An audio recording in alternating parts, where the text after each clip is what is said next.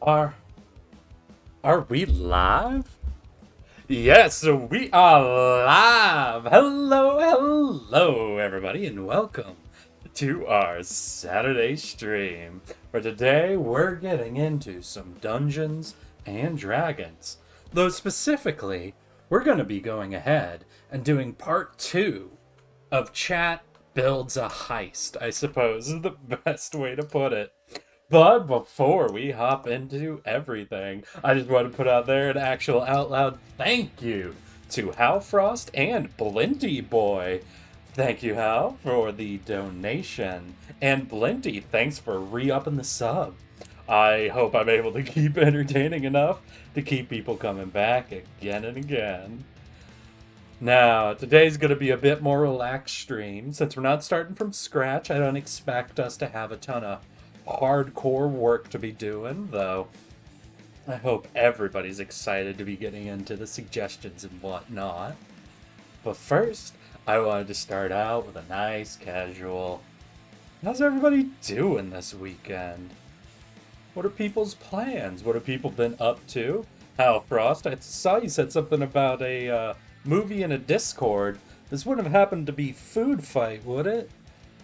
Because I know a few people who were hopping into that one. And also, are people excited to be going back to the Milford Estate? Let's see how Chad's doing today. Yeah, it was Food Fight. Alright. Doing real good, Eric. No plans? Hell yeah. Yeah, no, I've heard Food Fight is notoriously bad. Oh, man. Well, I'm glad to see we have at least a few people out there because much like last time... Oh! Folone. Folone? Folone. Made it. Hell yeah. Well, like before, what we're going to be doing is building a heist. What this means as a quick... Phelan.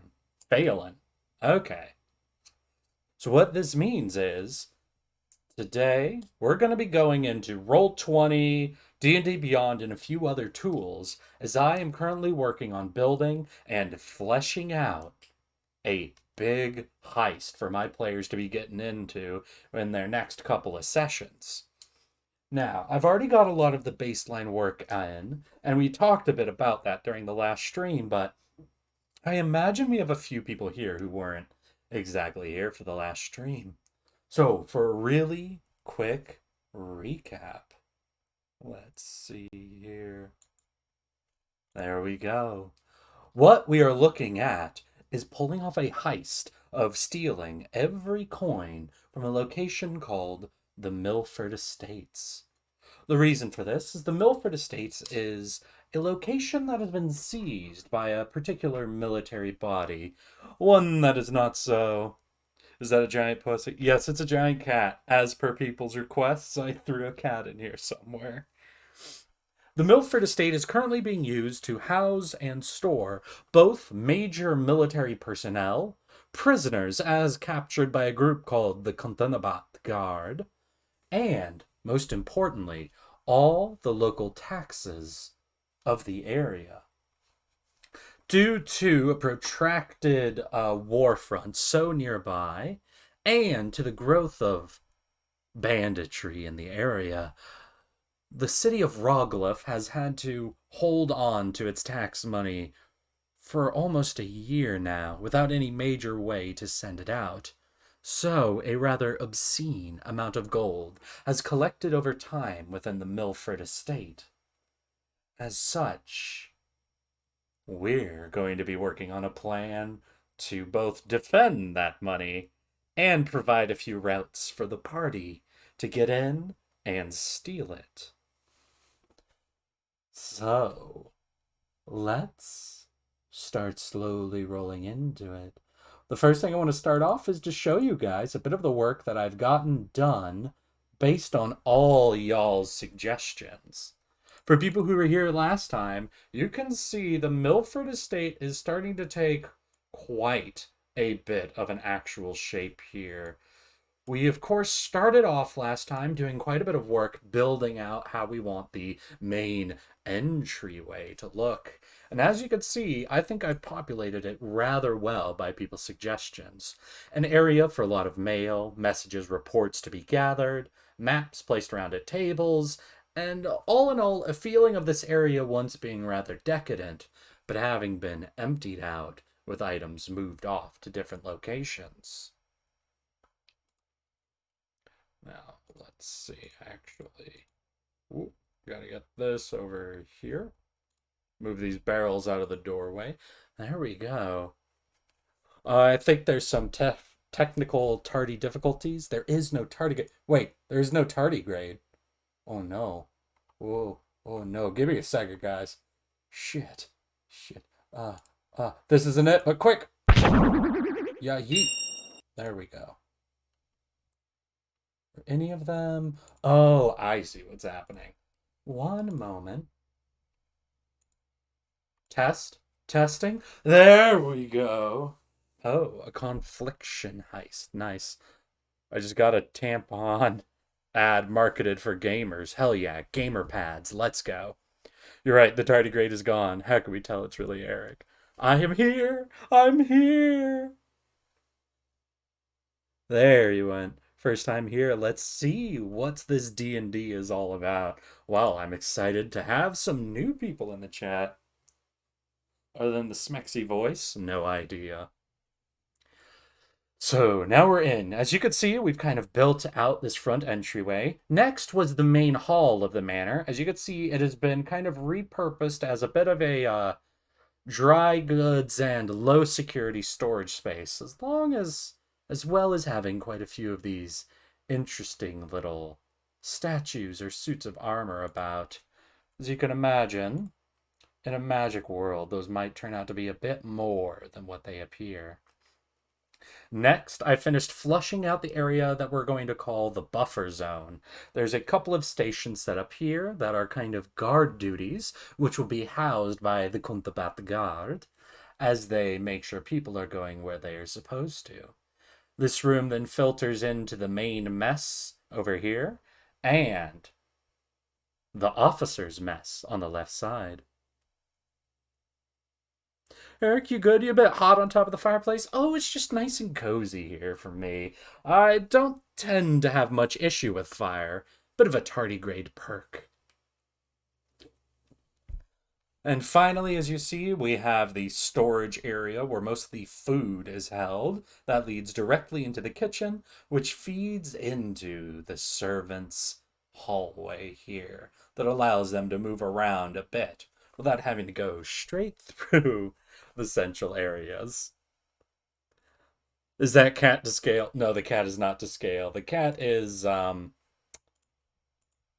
let's see here. No, token? Yeah. The cat is here purely to satisfy the need for cat. As I all believe, if you want cat to scale, this would be cat to scale right here. Let's see here. One little piece here. There we are. So, for those who are new here, as we're building out this map, I'm going to be doing a lot of drawing in, I guess, paint equivalents, marking down areas and zones that we want. Our goal here, as a collective, is to design this structure to fill out the needs of those who have been remodeling it. So, the baseline structure for this building was a very rich estate, practically a mansion designed by the Milford family. So, of course, this place is supposed to have a design meant to fit a luxurious, showing off family feel. As you can see with this large entry hall, a central hallway, kind of a showroom, a very large dining area, and this was at one point basically a smoking room with its own bar, library features, and the like. But the entire mansion has been seized by the military, and as such, parts of it are being repurposed. What was once a fancy dining hall has been repurposed into a soldier's mess, making it a lot more function-based. What was a showroom has been turned into kind of a security buffering zone where a lot of people can move through and be checked, and where the larger features remain, it has mostly been cleared out where possible. This main hall has had its length repurposed on both ends, and the entry hall has had several statues, luxurious features, and the like removed to make space and to turn it into more of a receiving area. Now then, as you can see though, last stream we finished up the broad strokes and the finicky details of how we wanted the first floor to look. So, my first question to chat is, what do you think of the first floor of the Milford Estates? Is there anything I'm obviously missing? Anything you're really curious about how I built? I really want the stream to be both a chance for you as chat to try out helping me build this kind of location, but also if you have any questions about how I go about building certain features, how I create different elements of my sessions, I am also in love with the idea with sharing a lot of what I work on and how I do DMing, basically. Is there plumbing in the building? I like using an ooze as some kind at the bottom of a long drop as an encounter. That also release as a line of defense in more well-to-do buildings. Not so much plumbing, at least on the main floors. However, there will be at some point a secret way down into an underground bathhouse. That is a feature I know I want, and I have a pretty good idea of how to add it, but is not something meant to be overly defensible. Ultimately, this building is a bit more medieval design than, I guess, fully fantasy design, but is there a secondary exit in case of emergency? There is two entrances on the first, or two entrances or exits on the first floor. There's obviously the main one, and then there's the servants' entrance here. Not so much emergency, but I do imagine there'd be definitely a level of windows throughout most of the building to provide a level of indoor lighting. Now, at this point, they might be barred or defended in some particular way, but remember the baseline features for this house are luxurious, altered for the method of military. How many ways can you get through escape the second hall, the small buffer zone, just in case they fuck up what kind of encounter with suits of armor? So I've actually had my party fight enchanted suits of armor before, and they're not a huge threat when there isn't a huge number of them. I would say from the buffer zone, you can either push through into the soldier's mess, and from there you have a way out. You could try to push through into the officer's mess, which eventually leads to kind of the servant's exit, or you'd have to fall back into kind of the storage hall, in which case you'd have two exits both here and here. It is a very dangerous area, I'd say, to get caught. The smaller long hallway, let's see here, currently has these two entrances in this way and this one coming in here. Ultimately, three ways. It is a few options while not exactly serving a ton. We could definitely consider the idea of trying to include a secondary servant's entrance here, something that has been blocked off and would require a lot of strength to push through, but a way to connect sort of the storage area to the smaller hallway. Beyond that, though, I couldn't imagine punching too many more entrances or exits into this little hall space. Oh, no, Stormcrusher, not a normal bathhouse. An underground bathhouse. Something very fanciful that's taken a long time to build. Let's see. The buffer zone is still the no-go route for the party, right? Avoid at all costs? Well, avoid to go there unless you're prepared. What we have are two stations that'll be manned with Kuntabat Guard.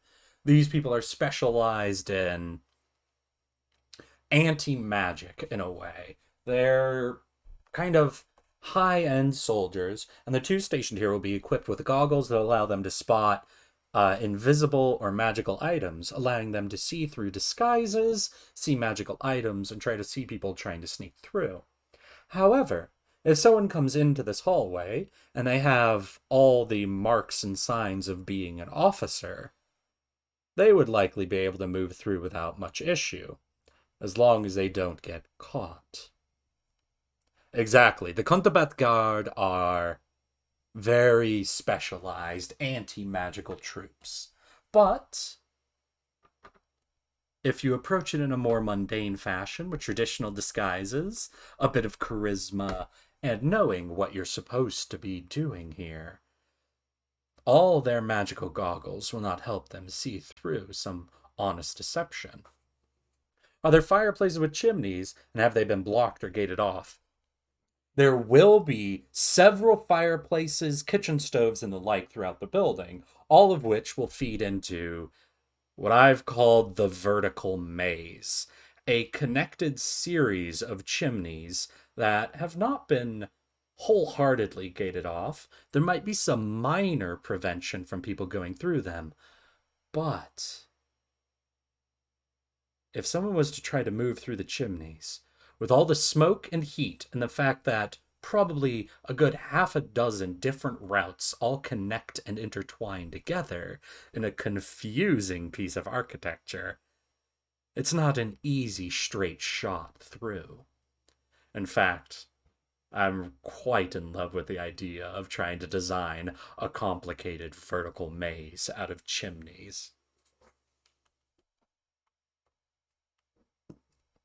And so, for now, though, I believe that's a decent amount of catch-up.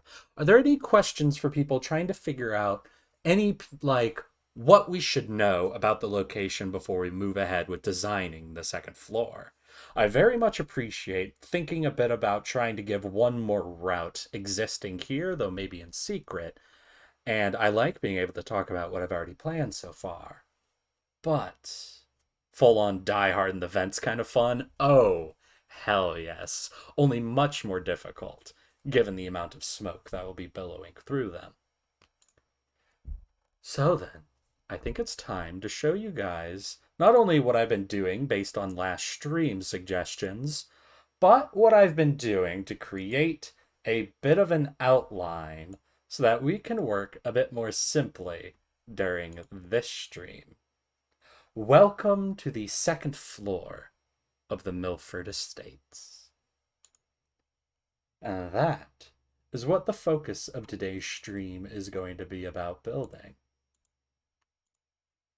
So then, if I may take just a moment.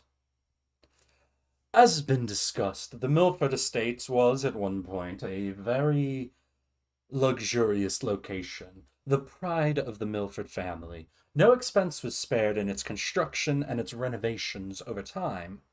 Most chiefly among them was the ability for the Milford family to show off to all other nobility or wealthy members of the community within the city of Roglove. As such, the first floor was designed to cater to extravagant events, large dining areas, fanciful showrooms, and a library smoking room that at times had been able to double as a ballroom. But of course, with all this fanciful entertainment on the bottom floor, the Milfords were not satisfied in simply having people arrive and sending them off at night. After all, that would not prove their wealth, their status, or the importance of their house as a central hub for the city's finest. Let me introduce you, then, to the second floor of the Milford Estate. Here the Milfords spent every coin they had over several years of renovations to create a truly fascinating floor, a floor capable of holding every guest they might have visiting, and provide them the luxuries expected by the local nobility and merchant families of Roglove. As such, the floor was designed to house families, dignitaries, and all the guests they might have over for their own private parties and events. As you can see, this floor houses 1, 2, 3, 4, 5, 6, 7, 8, 9, 10, 11, 12, 13, 14, 15, 16, 17, 18, 19, 20 unique common rooms, all of which are equipped with a large double bed, a dresser space, and a personal chest for the guests who may be staying here. Each of them are sized to provide a fanciful amount of room. A 25 by 30, or in some locations, 35 by 25 foot rooms.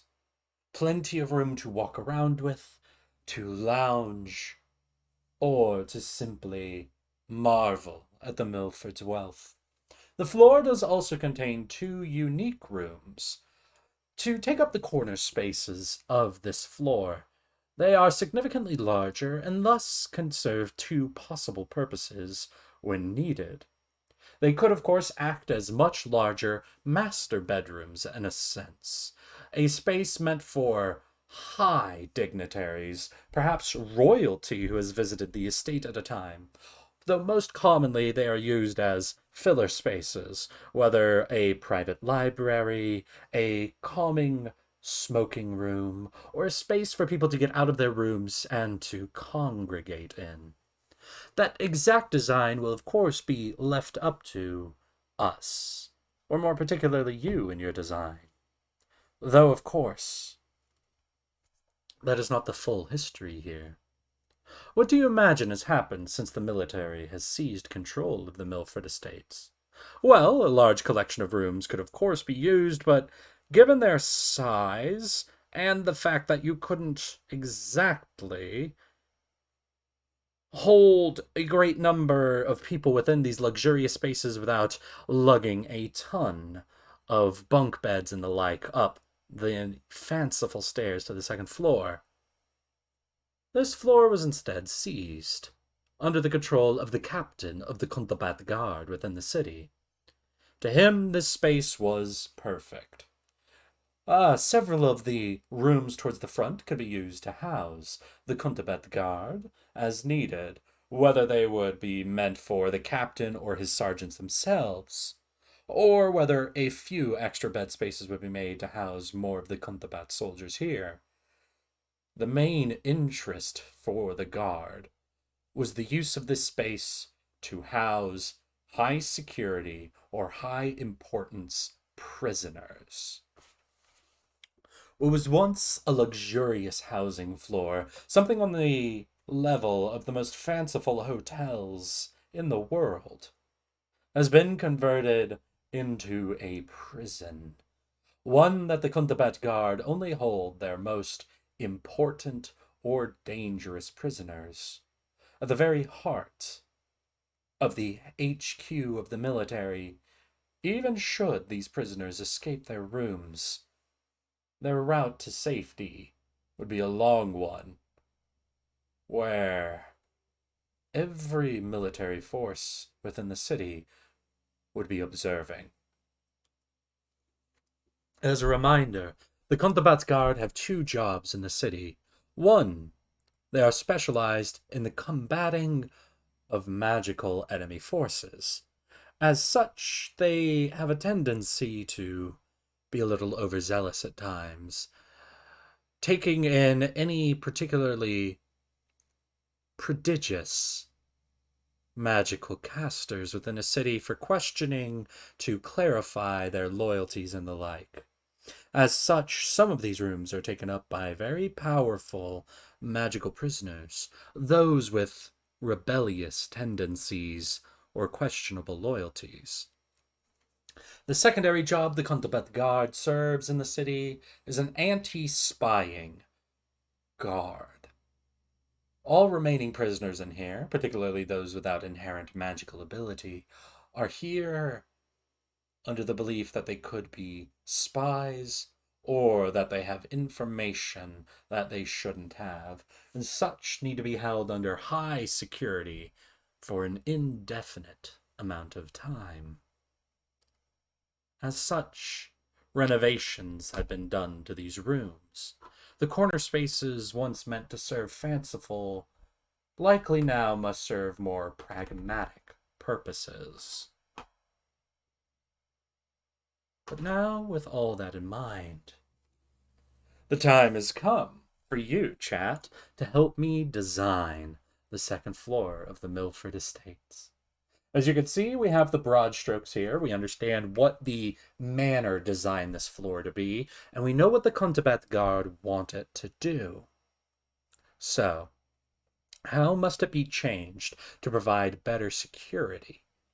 What has happened to these corner rooms that were once maybe master bedrooms or smoking areas or a private library? What do we want to do to create a high security prison floor within the estate? Obviously, a few details to point out. When we're talking about security, these rooms right here operate as our highest levels of security. They do not have access to an outer wall, and as such, escape through the use of magical destruction will only get them so far. Second of all, these rooms do not face towards the main exit of the building, thus provide no straight shots. Of course, that does leave us with a large amount of space around these edges, which could be used as prison cells, though perhaps for those with not magical abilities, that would allow them to escape through barred windows or through the walls. Finally, these two rooms, kind of being at the front and being forward facing, provide perhaps some of the best security in addition to these rooms, and as such, I think would operate best as perhaps the housing rooms or the spaces that the Kuntabat Guard rest or live in. Though, depending on how many prisoners in here and what sort of activities are happening, we do want to leave options open. Peep windows into the hallway, constantly checked on a guard cycle. All right. So, peepholes in the doors or the like, something that allows one-way vision with a regular guard cycling through them, checking all rooms. I like that. How effective are the Sea Guard's anti-magic measures? What are they exactly? A torture room. I don't know about torture room. Maybe a questioning room. So, yes, I like the idea of one of these corner rooms, given their larger available space, or perhaps one of these central rooms, kind of the thing you first see when you're coming up, being a questioning room. What do you guys think? Of these four rooms, which would you expect to be used most as the interrogation office space? The place where prisoners are brought, where records are made of their interrogations, and where all this should happen. Having them centrally located and right on the entrance seems useful for when you're first bringing people in and they need to be interrogated right away. Oh, peep windows in the hallway constantly checked on. I interpret that wrong? Okay. Well, I'm glad you liked what I thought. I would imagine the corners would be the guard shacks. Rooms on the wall. Let's see here. The rooms on the wall will be regular barracks, and the center rooms to be prisons to start. Yes. So I think, without a doubt, we are going to mark off this kind of area of rooms. These are the max security. These are the max security prisons. This kind of section of, what is this, 1, 2, 3, 4, 5, 6, are definitely where we want to be housing dangerous magical threats or those who need to be held under maximum security. I would imagine the corners would be the guard shacks. So you think these corner rooms, given the amount of space they have, would, instead of being a question room, maybe we make this. This would be kind of the, oh god, what is it? The bunk rooms. This would be kind of bunks to hold the majority of the general members of the Kuntabat Guard. Let's see here. A corner. Ooh, yeah. I second that notion. I think having the questioning room be near the entrance makes sense from a flow perspective. All right.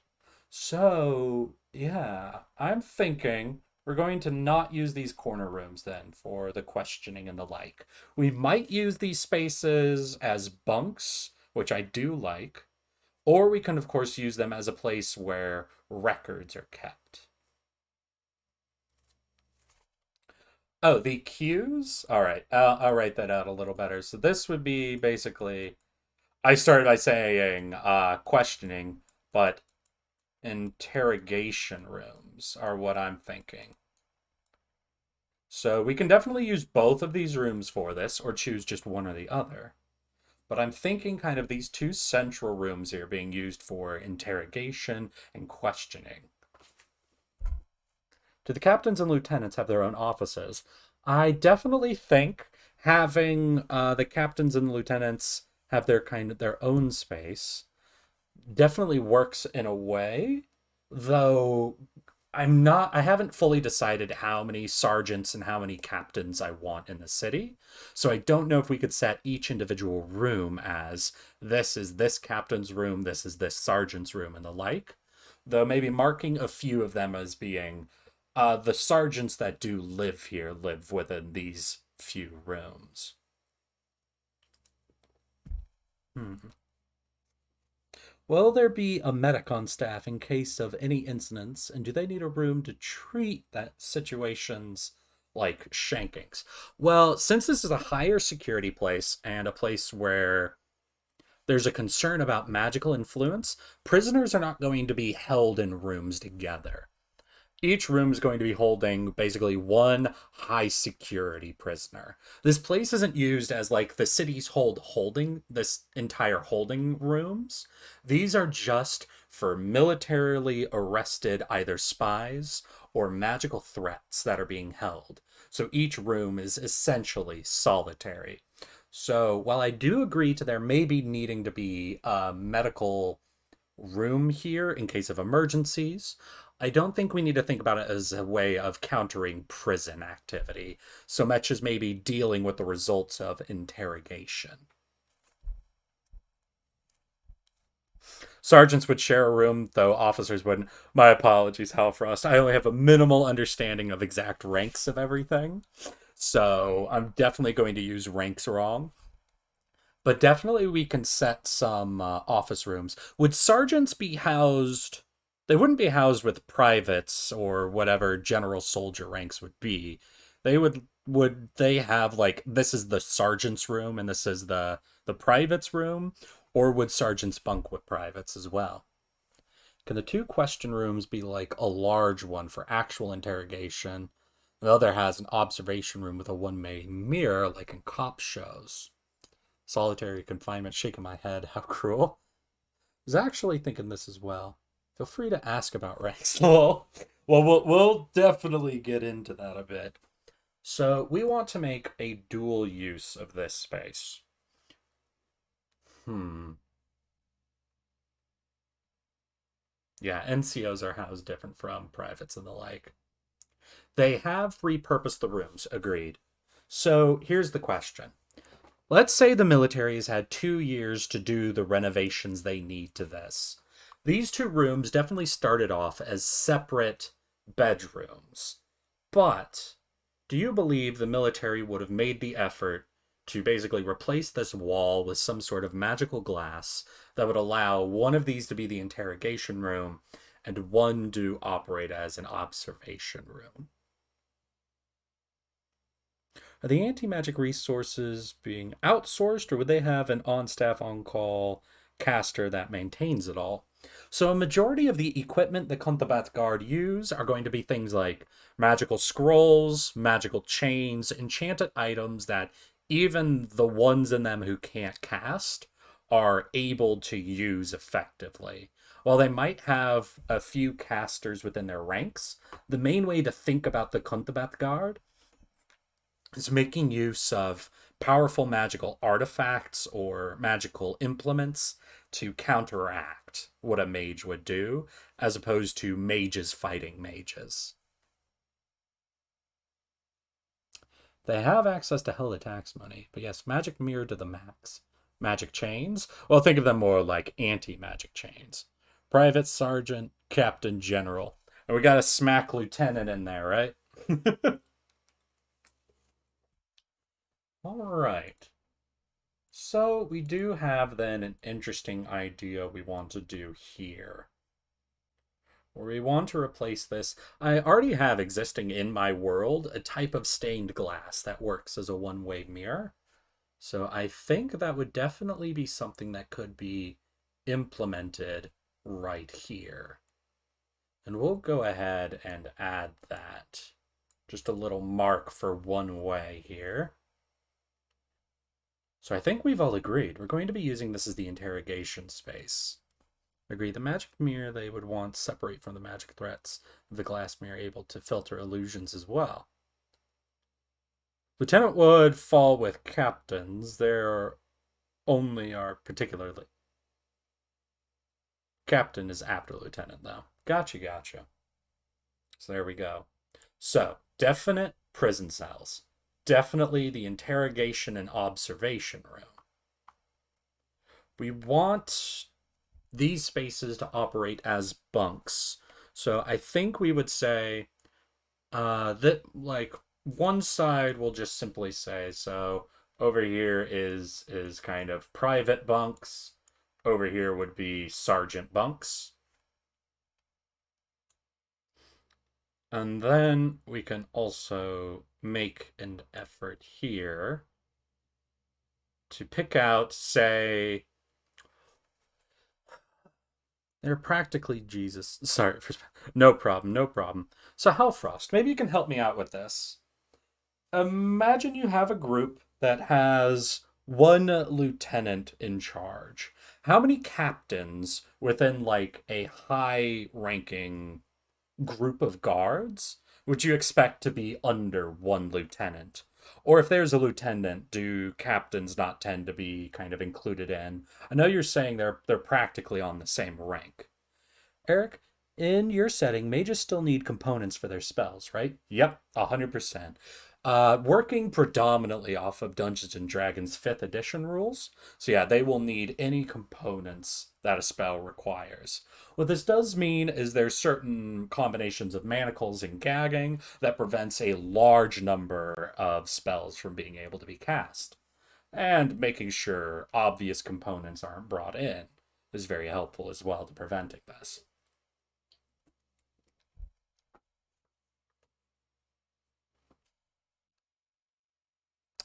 Now, what I'm thinking, while I'm learning a bit more about rank and file, is then the next thing I want to do is this back row of rooms here. You would have a captain or a lieutenant. You would have a second lieutenant, a first lieutenant, or a captain in that order for the desired position. What are the procedures in case of a breakout that may determine what and who are placed where? That is why I suggest having the living spaces surrounding the cells. All right. So I'm thinking here, though, is we're going to do low security. So with these back cells, that is 100% legible. What I'm thinking is these back cells are going to be people who have been brought in for questioning, but aren't kind of in that process yet, or need to be here for a couple of days. Kind of along this back wall, maybe it'd be better to use these side rooms for here. But for now, I want to leave this space open until we determine how many officers' rooms that we need.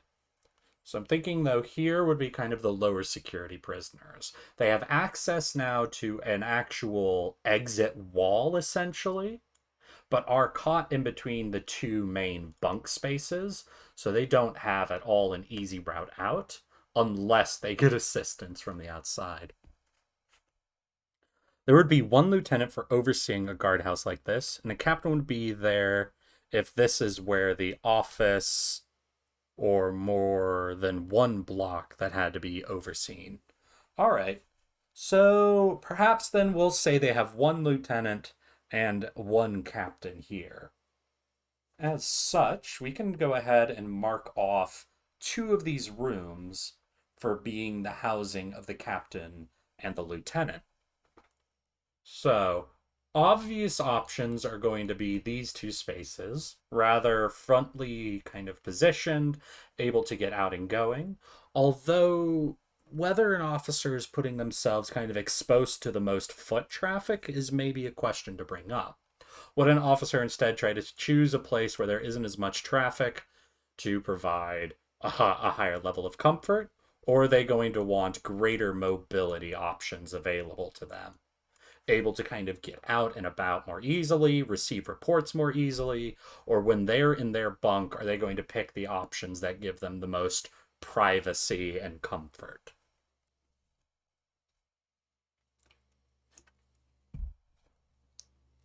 Oh yeah, and what are the procedures in case of a breakout? I think that partly determines that's partly determined by who is breaking out. In the case of a high magical threat, that is just going to be a general alarm.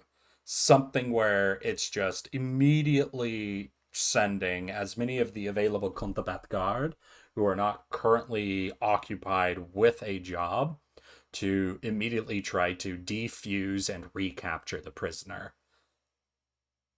In the case of one of the lower security breaking out,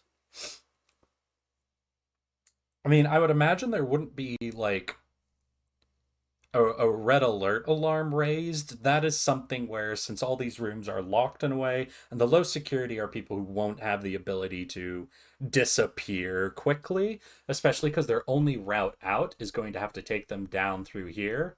I think that would just be a general, like, a guard is hopefully going to see them, capture them, and try to take them away. So definitely a thing to keep in mind. That raises a solid point. Is I think all of these max security prison cells are going to have themselves basically lined with alarm spells. There needs to be an immediate high alert raised whenever any of this is exited without expectation. I don't think professional mage hunters, counter espionage agents would care much about comfort. They'd probably sleep like 4 hours max. Fair enough. In that case, yeah, I think we're good to go ahead and make these two rooms then the officer bedrooms. So we'll go ahead and do a lieutenant and a captain. Or we could do a first lieutenant, second lieutenant. Honestly, I think I'm going to go first lieutenant, second lieutenant, just because there's something about that phrasing that just sounds super professional to it. I know maybe a bit of a ridiculous reason to make that choice, but I mean, that sounds right. I'm going off AF rank and structures. If you have an army of Marines, I'd trust that more. Okay. So, obviously now. Oh, dang. Sorry. Hit the back button. So now we just have a few more rooms to look into. These, of course, we can simply mark off as more prison cells, which is definitely what a few of them are going to end up being. But I think we could probably come up with some better uses here than simply saying everything else is prison cells. So as you can see, we have 3 rooms here now unaccounted for, and 3 rooms here now unaccounted for. One detail I do want one of these 6 rooms to be is going to be a like records keeping room. The location where reports from interrogations, reports directly to the first or second lieutenant here, just gathered information solely for the use of the Kuntabat Guard, I think is going to be housed in one of these 6 rooms. Now, obviously, that raises a few questions. Are you going to keep your records in high security, as far away from an entrance as possible, or are you going to be keeping your records easily accessed and with the easiest kind of movement between the interrogation room and to your records keeping location?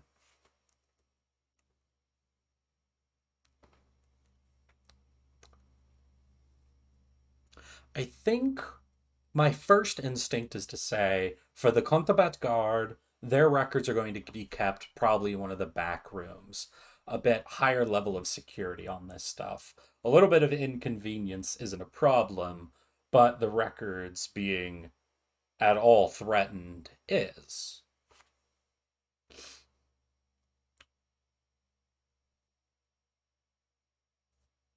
So yeah, think then, since this is sergeant, this is first lieutenant, what I'm going to do is mark off this room as the records room.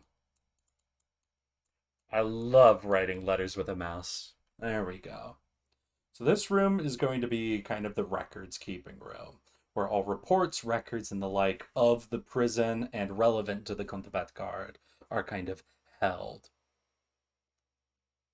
Yeah, somewhere a bit further back, somewhere you have to, where it is still easily accessible to kind of the more higher ranks and not in the way of the privates routes.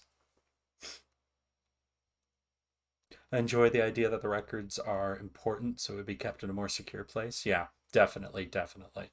So, that still leaves us, though, with 5 more rooms. Obviously, a few of these could still be more prison cells. As we have it now, we're only making use of 1, 2, 3, 4, 5, 6, 7, 8, 9, 10 rooms for prisoners. Given kind of that this isn't the main holding cell and this is just for highly important prisoners, that's not a bad number. But I think we definitely want probably a couple more. So I'm thinking what I'm going to want to do, and we can definitely change this once we have a few more ideas, is earmark then these 2 rooms as the last kind of prison cells and give us 3 rooms to kind of populate with some more interesting ideas, other things that kind of this floor is going to need as services.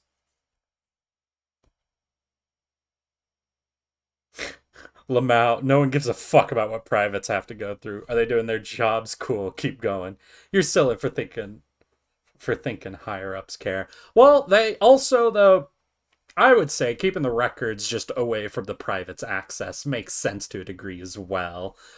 While privates can, of course, now cross this way and go down, just keeping the traffic in front of where the higher ups are going to be mostly operating is more what I was thinking. Keep the privates out of our way. Not so much keep this out of the privates' way. Make sure a majority of traffic is on the right side, and then records and the like are on the left side. Are we going to create 8 to 10 NPC prisoners as well? Well, I'll say I already have about 5 pre-planned to populate a few of these rooms with, but we can definitely spend a bit of time making some at a later point if we want. Yes, of course, NDK basis, I get you. So, alright, guys. Now, I need everyone to focus and to think. We have our little security floor here. We've got prisoners, we got officer bunks, we have sergeant and private bunks, low security, high security, a records room, 2 more prison cells. That leaves us with 3 rooms that we need to figure out a purpose for. What other services, what other spaces does this floor need? Know that down on the first floor, they have access to their mess and the like. So we don't need to force a space up here to that purpose. If we want to give the Contabat some type of a relaxing space, that's an option, though I imagine that mostly happens in the bunk spaces. Hey, Ubu, how's it going? Welcome to the insanity of my screen and the process of trying to build out an encounter map's 2nd floor.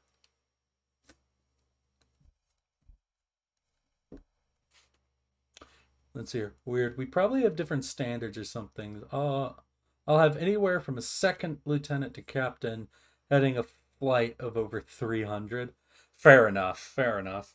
Who cares if they need to relax? Okay, remember, these are the Kuntabat Guard. These are the special boys. These are the boys that kind of are in charge of themselves and for the most part don't get kind of put under other officers. While other military officers can pull rank, it's not common to do against this particular troop. Ah, nice to see you're enjoying the day off. What else? What else? We could look at something like storing the people's belongings in one of these rooms. Like right next to the records room is, God, what is that? Contraband, I suppose. I don't know if it's still this called the same thing. If that's like what a prisoner came in with. If that's still called contraband. But that's definitely like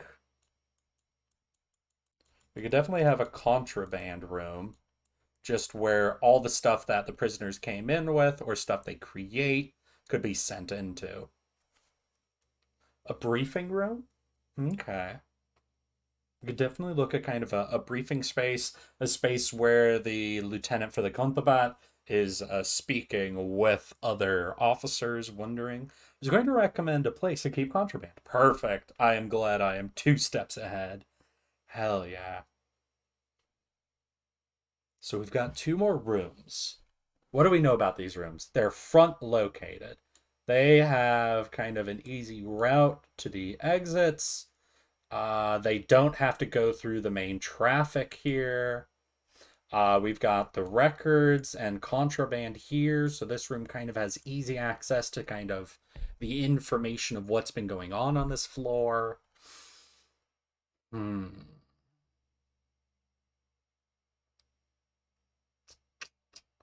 And of course, we can also say they just haven't made use of these rooms yet. That's definitely an option. And I think having one room that if the party goes into just looks like a normal luxurious bedroom that hasn't been visited in months has a kind of a cool feel to it. The group sounds like a squad of NCOs, senior non-commissioned officers, very high ranking, hold a lot of peer officers, peer knowledge, but a real officer can just dumpster all over them because, well, the way the rank structure works. Yeah, that's pretty much what I'm thinking. The Sea Guards. That's just the smallest position they appear in, and given this is a small troop rather than a large element, I'm working with that. Hell yeah. Oh yeah, hold a lot of powers and knowledge, but a real officer can dumpster all of them. Perfect. Yeah, that's kind of exactly what I'm thinking for the Kontabat. And they will have kind of even higher ranking officers within the military overall that are more so in charge of the Kontabat. Like a master of spies and the like would have direct influence over them. But just within the city, the highest ranking officer they're going to have is a first lieutenant or something of that level, meaning they do to a degree have to answer to higher ranking officers within this city. Hmm. I don't know. I'm actually a little stuck here. Maybe I simply made too many rooms, but I feel like this filled out the space the best. 2 rooms left. What to do with them?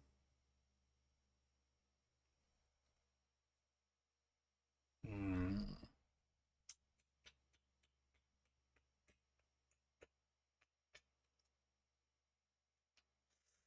Shoot, shoot, shoot, shoot. I, We could make one of them a type of armory, I suppose, but there's something about the Kuntabat Guard keeping a lot of their anti-magical equipment here within the prison floor that feels wrong to me. Maybe it's ridiculous to think they would have that in its own armory space, maybe a different structure entirely, but it, I don't know. I'm a little lost at this stage.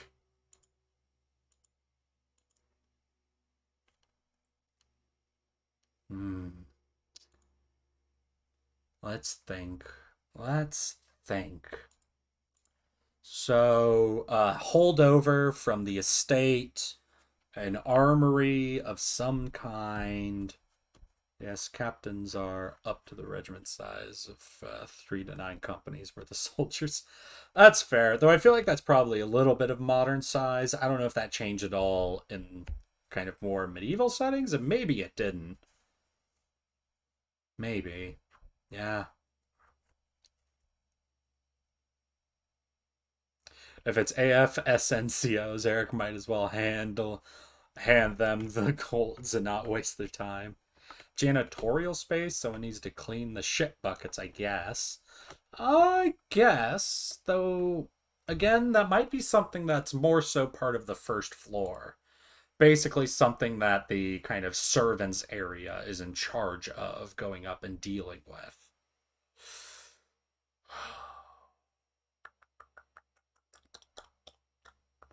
Let's think. Okay, 1 second. I gotta measure something here. So we've got 135 feet down is about the center of the storage room. Where is 135 is here. So a little further. The storage space is called the private dorms. Yeah, I figured. So, okay. Okay. An interesting thing we can do in this room is create, let's see here, is to create sort of a connection between the top floor and the bottom floor. Something like in this corner, a dumbwaiter that connects up and down. It does raise some questions what this room was used as during the estate's purpose. Why would there be a bedroom that had a dumbwaiter directly into it that isn't like one of the special corner ones? But still, it's definitely something we could think about. You might have a room that kind of stored up some stuff here, or just kind of operated as maybe a servant's quarters. So if we want to make a kind of servant's quarters here with a dumbwaiter access to the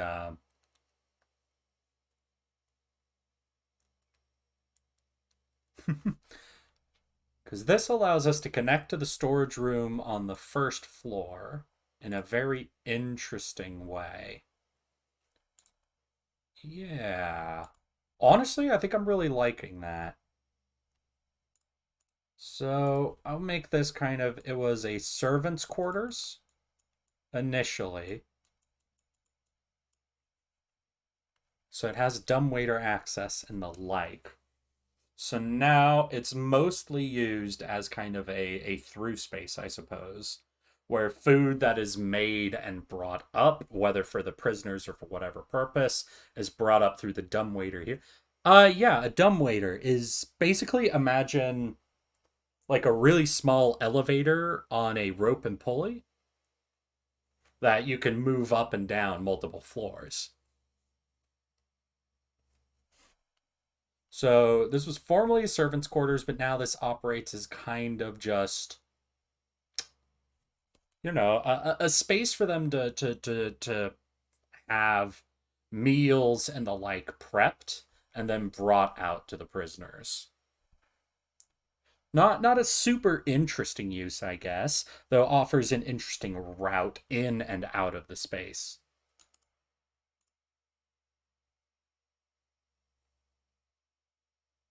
No, I know it is. I guess my stream is hella lagging. No problem. So, guys, that leaves us just one last room then. One space for us to fill. And I really want you guys to be kind of, might be stupid, but maybe something off the wall. Like if the party stumbles on the room, they'd be like, what the fuck is going on here? A shrine or something to the like. I like off the wall. I like off the wall a lot. Just one weird room. Something that kind of serves a purpose. Could definitely be some sort of religious purpose. Hmm. Or something else. I really, really like that Blinty.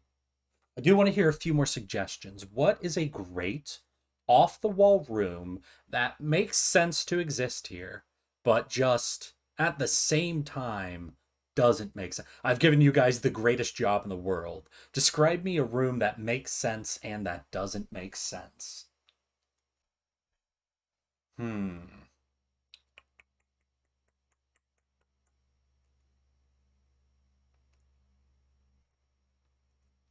A wet room, an aquarium. All right, all right. I'm liking that. I'm liking that. An aquarium. That sounds great.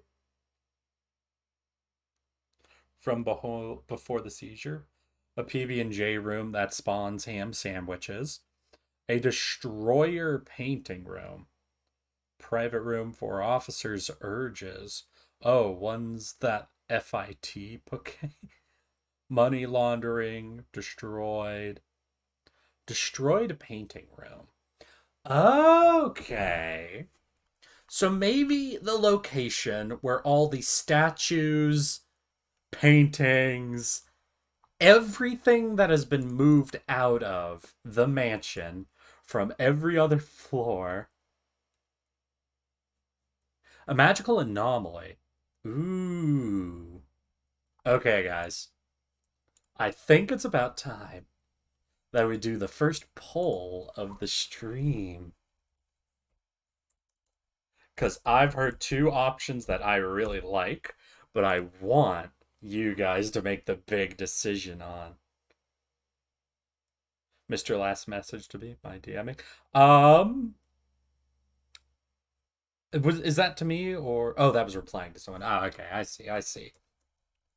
What's in the room? All right, so what's in the room, you guys? The first option is just let's see here. The destroyed art. This room is where they have stored up every statue, piece of artwork, or fanciful memorabilia from the Milford family that has been moved out of the way and just shoved in this room, meaning a lot of it has been mistreated, is decaying already, or is just got broken and so got tossed in here as kind of a refuse room as an excuse of this is where we're safely storing the fancy stuff. The other option is the magical anomaly. We'll definitely, if we go with that one, discuss a lot more what we want the anomaly to be. Old wet room, that's because a dumping room for everything not needed by the military. Yeah. Let's see here. Anomaly, magical. Let's see here. Very large statue of a Tarrasque. Okay. All right, guys. Gonna make this a bit of a short poll, just 1 minute. We'll get this up. Wet room is a room for taking off rain jackets or working gear is to not mess up the rest of the house. Okay, okay, I gotcha. I don't know. I'm kind of in love with these two ideas for something that just a room that just feels wrong to be in. Whether it's a room just filled with old, destroyed, decrepit artwork from statues to paintings to tapestries just strewn about the place, or a location that's storing some type of magical anomaly. Both, I think, just can give across that energy of this room feels wrong.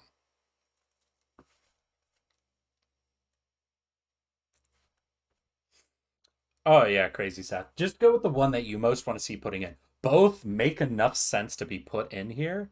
So destroyed art field treasure anomaly is different though. All right.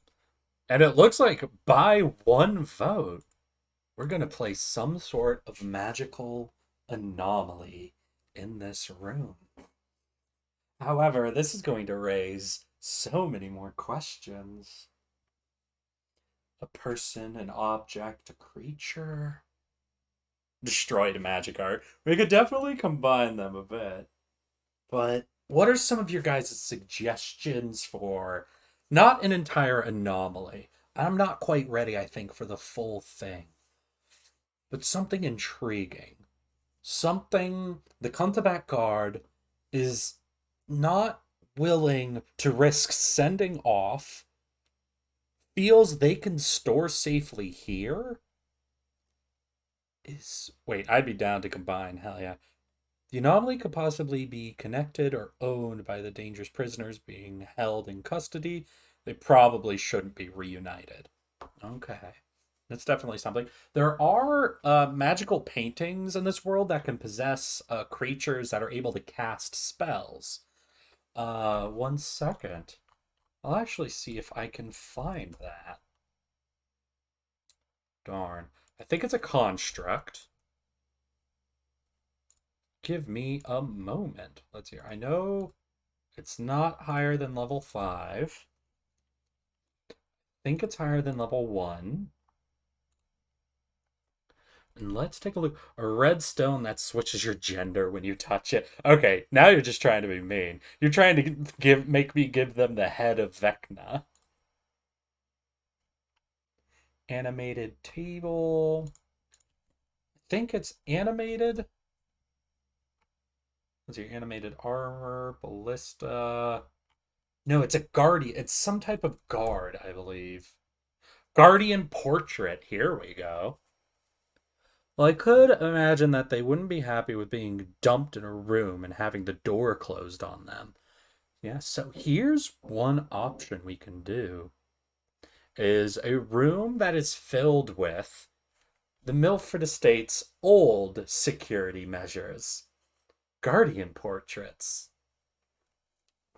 Animated objects are crafted with potent magic to follow the command of their creators. When not commanded, they follow the last order they received to the best of their ability and can act independently to fulfill simple instructions. Some animated objects might converse fluently or adopt a persona, but most are simple automatons. Dear God, all the tentacles. What are you guys talking about, tentacles? Guardian portrait looks like a finely rendered and beautifully framed work of art, usually depicting someone important in a realistic manner. The picture and its frame are bound with powerful magic and are inseparable. Oh, can these boys speak? Yes. So, the old guardians of the Milford Estate, unceremoniously taken down from their proper places and stored within a forgotten room that the guard never opens up. A handful of guardian portraits, insulted by being cast aside and desperate to hear back from their creators and owners, the Milfords. Now, of course, they're not on the party's side in anything. The party are still intruders, and the guard and the military were invited in by the Milfords, meaning at the beginning, the portraits would be more on the side of the military than the party. But given the indignation they've had to suffer, given they haven't heard hide nor hair of their proper owners, some very interesting interactions, I think, can occur here. Animated portraits of the old shrewd ladies of the house. This really be turning into the MILF Estates. Will people stop calling it the MILF Estates? Oh. I like the idea that they try and sneak in through the fireplace and just encounter a group of living paintings. Yes. I think we have it then.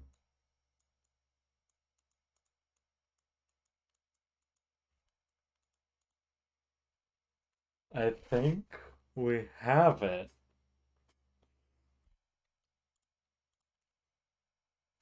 It's your fault for naming it the MILF Estates. Milk starts leaking out of the portraits. Yes. Rise of the MILF Estates. I hate all of you. I hate every single one of you.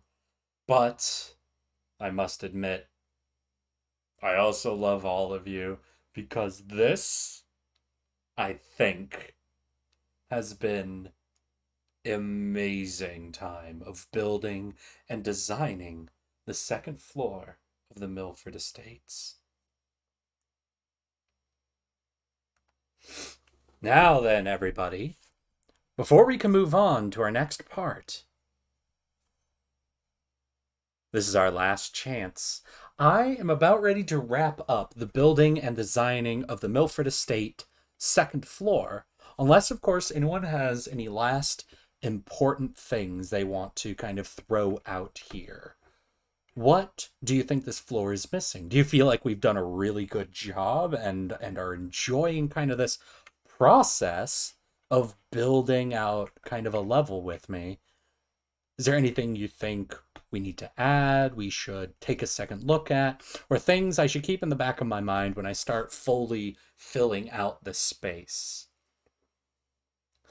We're going to have a couple of minutes now of just kind of slowly moving to the next chapter for everyone to kind of put in their last thoughts about this process of building the second floor. I know they don't do a lot of magic, but what about a rune of binding trap in case of escape attempts? I think definitely having some types of glyphs or runes about could be used in certain security stances, but it would have to be along the floors that aren't already heavily trafficked. I still think we need a giant cat named Cream. Are the paintings broken rogue animated object cards? I don't think they're fully rogue or fully broken, but I think they are going a little cracked.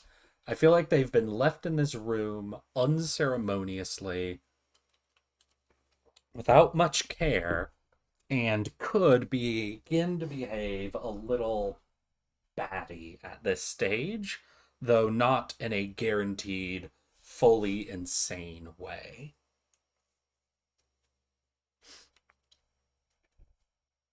Hey, Nosville! Thank you for the raid.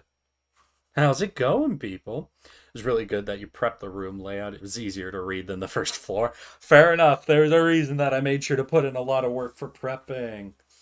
The guards on control would know a password to free or walk the rooms. Means with parties onto it, they could easily bypass it. Interesting. Yeah, Raid Pog. Welcome, welcome. If you are just showing up now, what we are working on today is designing a floor or an encounter for a Dungeons and Dragons game that I am running. However, we have just now finished up the second floor of the estate. And now we're going to begin a little fun project I was prepping for today.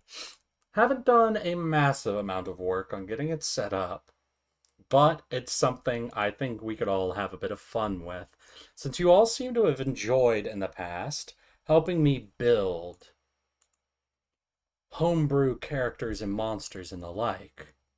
What we're going to go ahead and do is we're going to collectively work together and figure out the baseline stats for the most basic form of a Contabat guard. This won't be a captain, a lieutenant, or anything in the special way. This is going to be essentially the rank and file Contabat guard.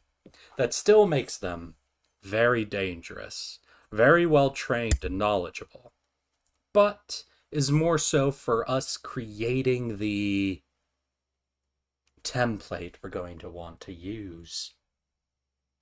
I know nothing about balance in D&D sets. That is all right and perfect, awesome guy. Some of the best features I've ended up making for the homebrew has been more people throwing out suggestions for effects that they want to see creatures able to do.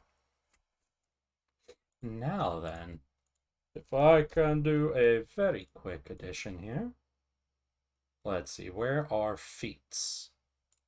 So we'll go ahead and set up feats. We'll get into monsters. Now, The first things to bring up is that the party is level 6 right now and might end up being level 7 before they start the heist of the Milford Estate.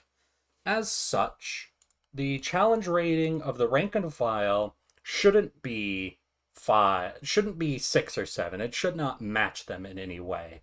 I think 3 to 5 is probably around the range we would want these people to exist in. So, the first thing we need to do is figure out a good starting kind of template we want to use for figuring out where to build out the guard from. Now, your traditional, like, city guard starts at a level of 1/8, meaning it would take probably a good 20 of them before the party would feel any sort of threat. So we're definitely wanting something a bit higher. A good general template type character I occasionally use when trying to make a custom humanoid is the Bandit Captain. He comes equipped with some really basic skills along with the parry. His stats are okay and can be easily scaled up or down as needed. But they're not the only kind of humanoid template we can start with. So they should be around the same or more strength than a knight. That is interesting. I'll see if there's already... Alright. So we've got a few options here. Let's see, that didn't... Knight of Mithril? No. Alright. So it looks... Let's take a look at knights. So knights have an armor class of 18 due to plate mail. We'll probably have to reduce the AC a bit if we end up using this template, since the Contabat Guard aren't going to be doing full plate, but still might have some of the heavier medium or lighter heavy armor to them. Give them bigger feet. Well, you'll see why I brought up the feet page in a little bit, okay? So your good strength, good... okay, Dex. Good constitution, bad intelligence and wisdom, good charisma. I think for the Contabat Guard, I would actually want to move some of this constitution onto intelligence and or wisdom. They are specially trained for dealing with mages, magic users. So I think some better amount of mental acuity is going to be important for them. There's a whole page for feet. Oh man, D&D has come a long way. Hell yeah. Let's hear. Brave. The knight has advantage on saving throws against being frightened. Okay. Definitely something the Contabat card could have, though not necessarily something they need. Let's see here. What is their bonus to hit? Is 5. With a great sword. 2 with a ranged weapon.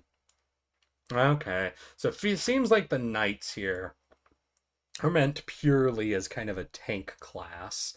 Not exactly what the Contabat Guard is made for, but obviously we can make some changes ourselves here. For 1 minute, the knight can utter a special command or warning whenever a non-hostile creature that it can see within 30 feet of it makes an attack roll or saving throw. Creature can add D4 to its roll. Yeah, they're definitely not going to have this leadership action. I feel like that doesn't really match the Contabat Guard, but I already have a few ideas for what I do want them to have. Yeah, the rank and file, agreed, should definitely be tough enough where you want to avoid them, but still possible to defeat. So, alright. There's some stuff here that isn't so helpful, some that is, but I think Knight is a good enough starting template for us. So, let's see here. Copy of Knight? No. This is going to be... Where'd you go? A Contabat Guard. There we go. Medium makes sense. Challenge rating will probably have to change at some point, but obviously we don't need to here. Brave. No. Instead of Brave, a feat that all the Contabat Guard will of course have, inherently, should have BDE, which gives them +1 intimidation. Understand that many of the properties and abilities would not work. I just recommend it because it was... Yeah. But like I said, I was mostly looking for that starting template, and the knight works well enough. So, first things first is every member of the Contabat Guard will, of course, have Mage Slayer. I think it makes a great amount of sense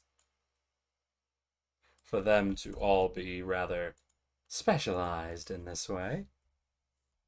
No, that doesn't quite work. There we go. Mage racism, shaking my head. It's not racism. It's they are specifically trained to be able to combat mages. If you have an army with no one able to deal with a magic caster, you have an army that's just begging to be demolished by a couple of fireballs.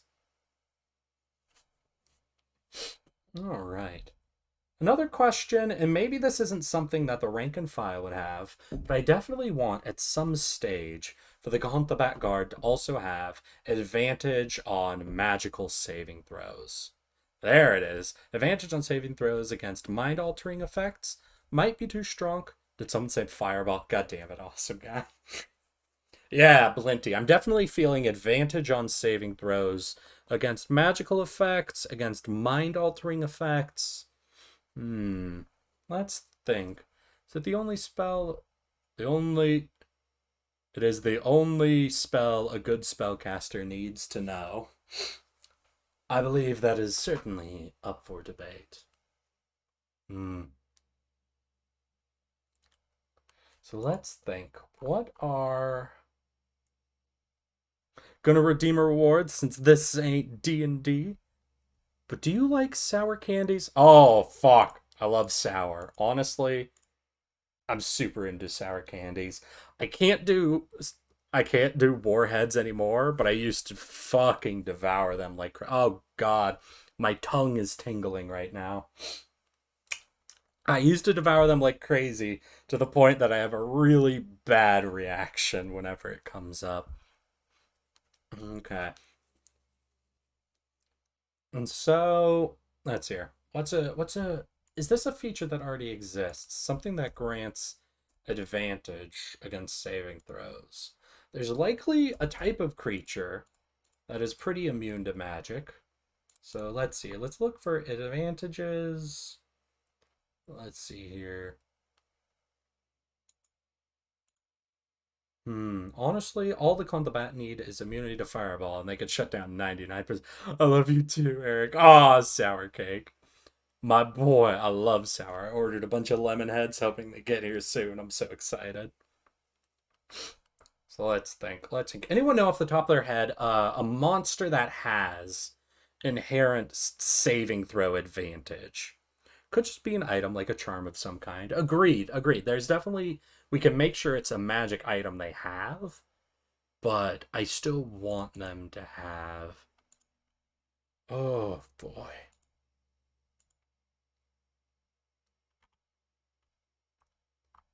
What is usually somewhat resistant to magic? Magic resistance. Okay. Okay. I think I have an idea, actually. And tell me what you guys think of this. Magic resistance training. So, much like magic resistance, it'll grant advantage to save throws against spells and other magical effects. However, they're only training in it. They're not masters of it. So what they would get is, I kind of agree with Awesome Guy. Only advantage on anti-mage unit needs is to be less crispy than, yeah. So here's what I'm thinking. The Sea Guard can use a reaction to gain advantage. What's the wording here? On saving throws against spells and magical effects. Let's hear. Sea Guard can use a reaction to gain advantage on saving throw. There we go. What do you guys think? Is that too powerful in a way? It is very strong. It is. There's a reason it's generally CR 10 or higher that has just inherent advantage on any type of saving throw. So I might want to give this kind of a more limited use, but I think first things first, making it on a reaction so they can only do it once a turn is decent restriction for magical resistance training. That they can basically against one spell gain advantage for their saving throws. Should be a type of save like wisdom or dex, a certain percentage, and only a chance to get the save.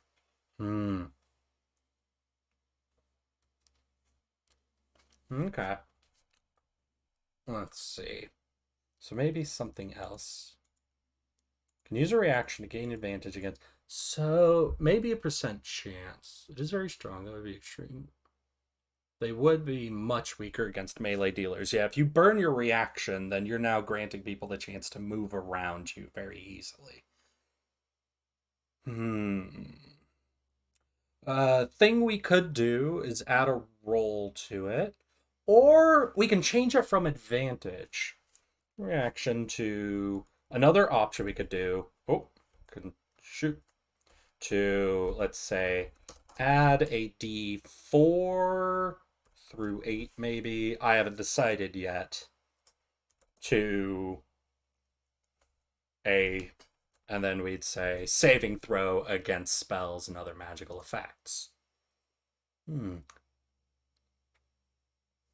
It is kind of up to me to kind of how gnomes have advantage against charm magic. It's very, yeah. So, yeah, I think I like this a bit more than the advantage. So they could use a reaction to add a D something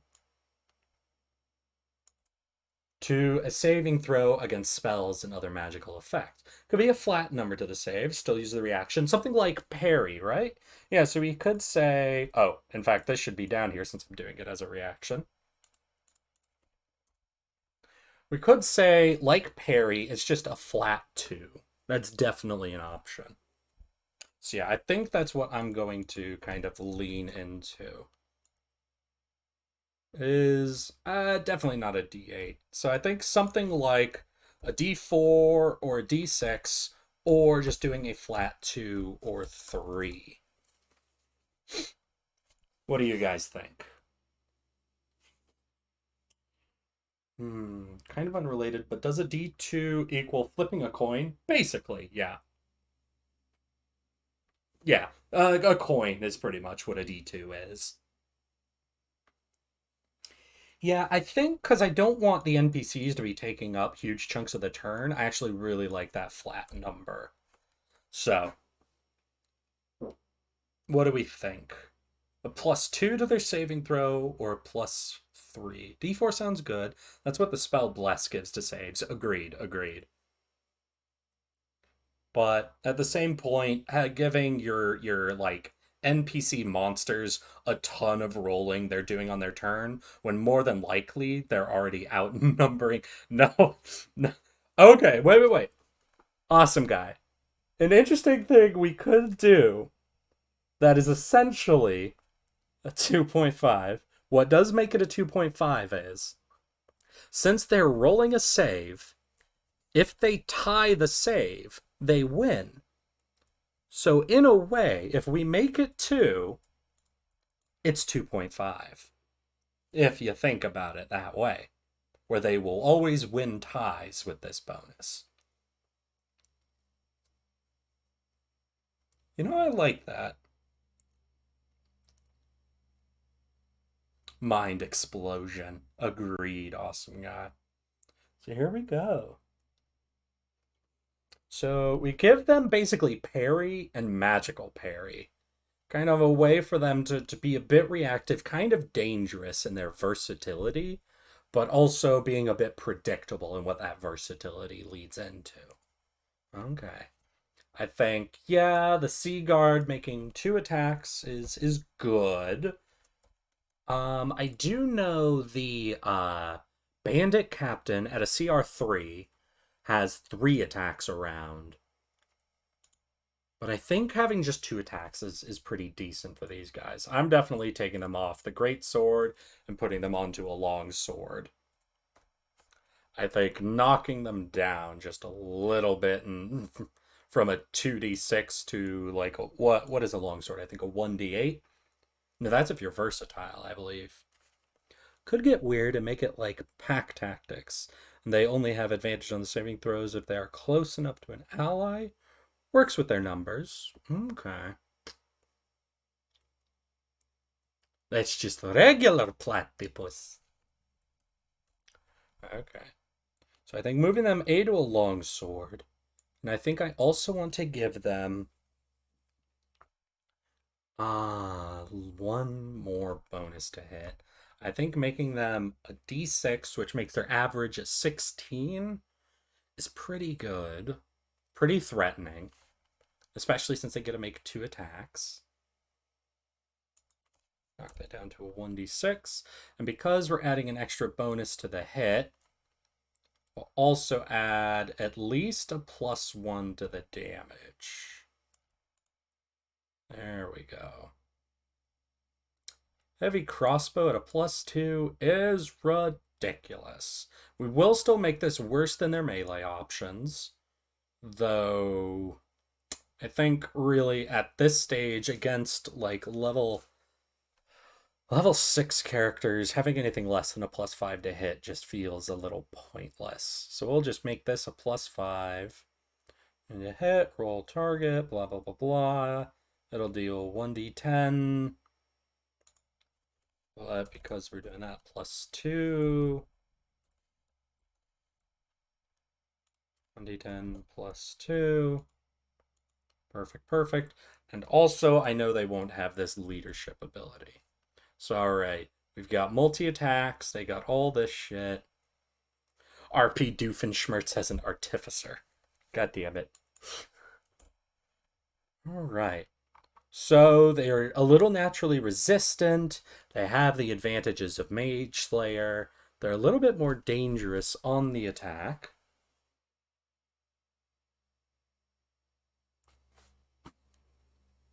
Than a knight would be. Are there any other like features, actions that all the Combat Guard should have? Obviously, I'm going to give them their magic goggles, but that's not something they inherently like have active at all times. I'll mark it down for now. Oh god, I don't remember how to spell goggles. There we go. Don't judge me.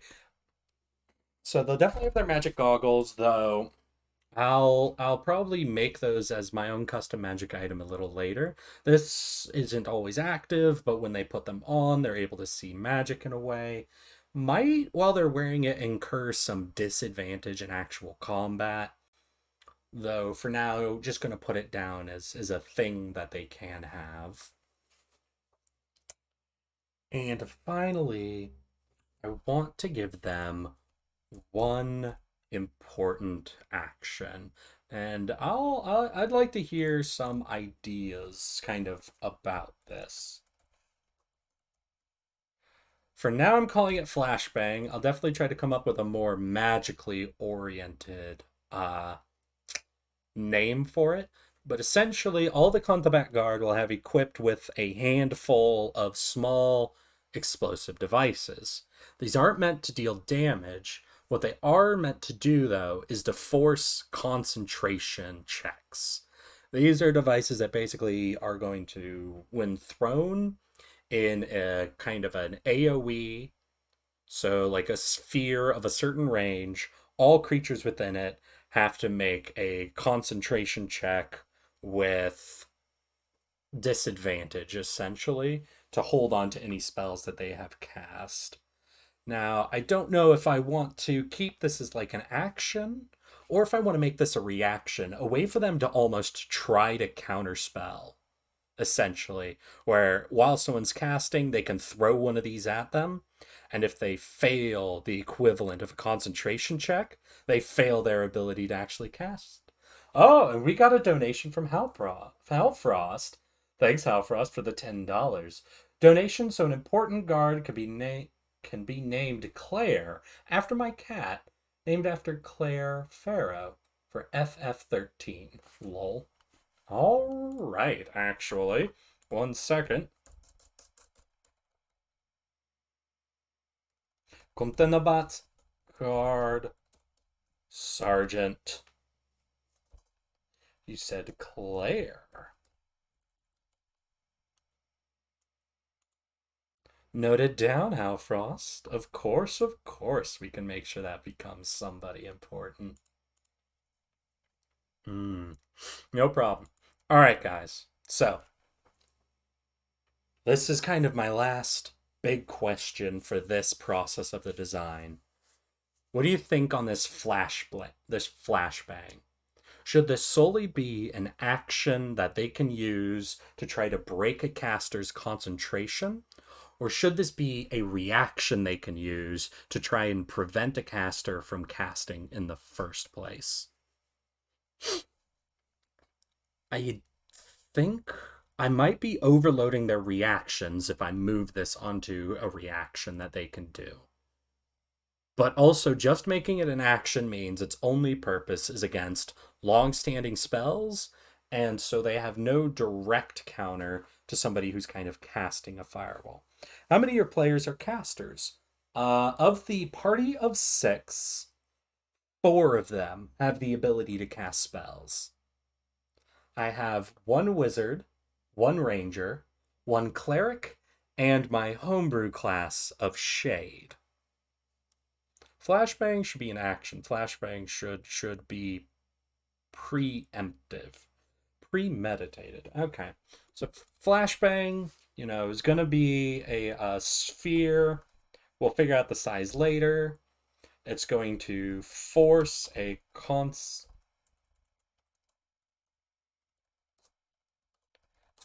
concentration check with disadvantage. Okay. So it's a way to kind of end persisting spell effects then. It's not a way to actually interrupt a caster, but to sort of end dangerous effects. However, since it's not going to be able to interrupt spells, maybe it should also have a bit of a combat effect. Like you have to make a concentration check, and if you're within it, maybe it makes you blind for 1 turn?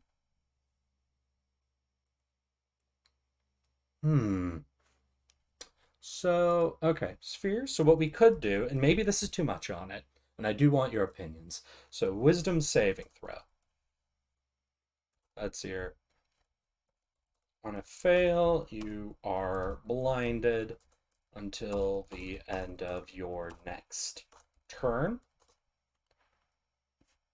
In addition, this forces a concentration check for anyone in the sphere.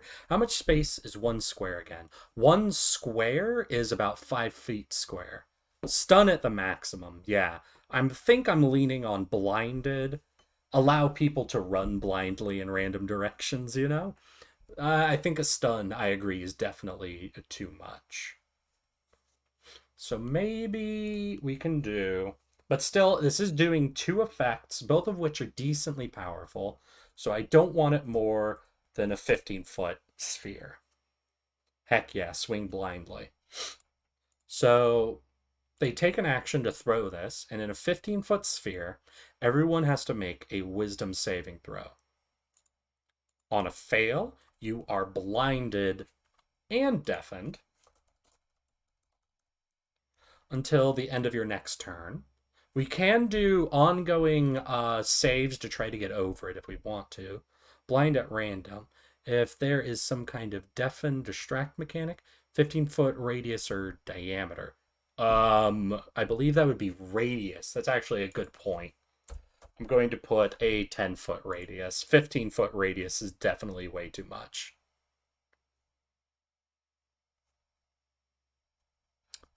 Let's see here. Maybe an item with silence 15 foot on it. Oh, silence, so they can't cast verbal components. Ooh. Oh, that's interesting. That's interesting. Oh, that's super interesting. Depends on if enclosed too. Yeah. All right. Blinty, I need to put that down somewhere. I need to put down silent zone and try to remember this. I don't know if I have a great idea. So a flashbang. We could give them an array of grenades. It might start to get a little ridiculous depending on how many we want to design, but I'm honestly super into that.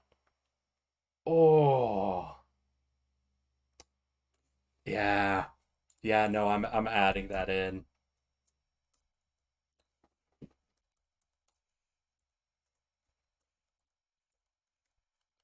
Okay. So, silence grenade. Fuck, just that phrase is so amazing and ridiculous. I have to make this. Let's see here. That is so evil and I love it. Burning oil grenade. So we could do, so they have a flashbang, a silence. This one we are going to make at least a 15. Honestly, one second. I want to look at the spell silence. We're going to have different variations of the guard. We honestly could. I know D&D and IRL are far apart, but I've been 50 feet away in an open field until it shit still got my ears to a point that I had to look away and close my eyes. You know, I can imagine.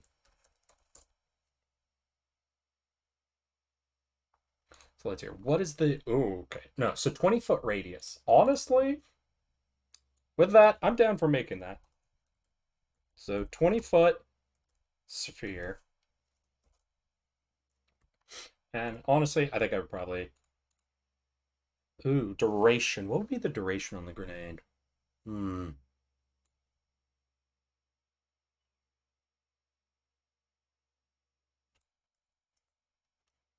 Let's see. First things first. So any creature or an object entirely inside the sphere is immune to thunder damage. Creatures are deafened while entirely inside it. Casting a spell that includes a verbal component is impossible there. This is just Batman's spell. Now, at most, I'll give them a third grenade. But that, I think, is all the versatility the basic Contabat Guard needs. Yeah, we're definitely going to have different variations of the Contabat Guard going forward, Narc. Though I don't mind the rank and file being a little versatile in what they can do. Flash take honestly about 5 to 7 seconds to come back from.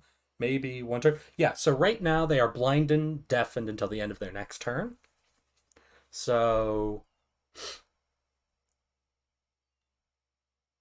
hmm. So maybe instead of the end of your next turn, till the end of the thrower's next turn. We'll give it an actual full round of effect. There we go.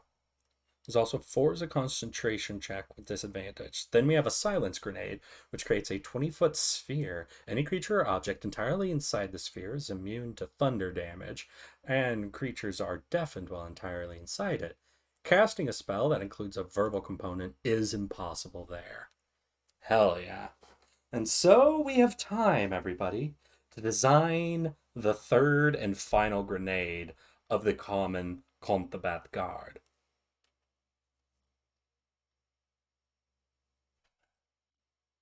An EMP grenade? I think you mean pocket fireball. All right, guys, remember, let's lay out the purpose of the Contabat Guard.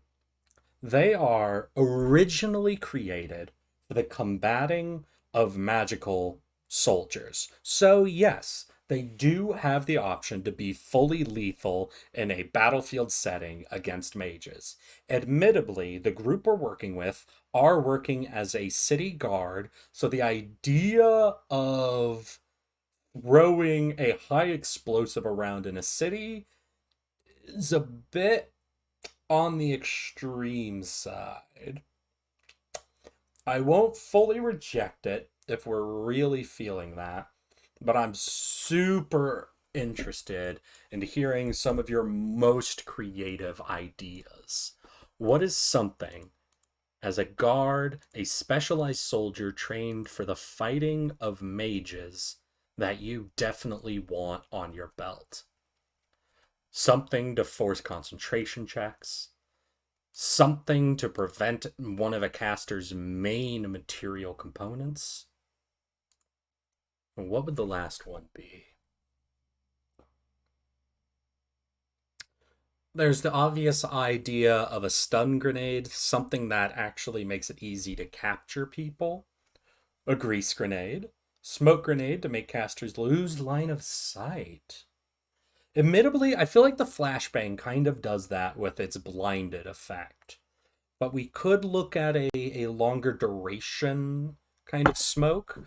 The problem just with a smoke grenade is that then the player takes one turn moving, they're out of the smoke, and then they cast again. So it doesn't do a huge job of actually.